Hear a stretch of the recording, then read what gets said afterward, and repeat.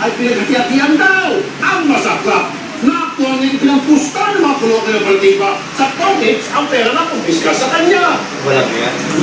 Hoy, sa mga abusadong taga-indise, may karapatan po kayong hulihin niyo po ako. Pero wala kayong karapatan na kunin yung pera ko. Pinaghirapan ko yun para sa pamilya ko. Tapos ipagsusugal nyo lang, mga kaktalang mukha nyo.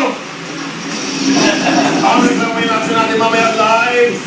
Racket ng bogus na kontrakto ng Meralco Pistado. Sa halagang 5,000 piso, libre ng kuryente, pwede na raw makabit sa bahay mo. Pero ang kanyang halok, bonus lang pala.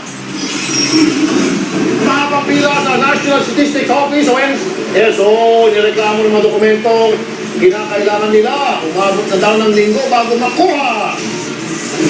O, check tayo muna sa hospital. Yay! Good job! Sa kabila ng kapag... Good job, baby Isaac! Yay!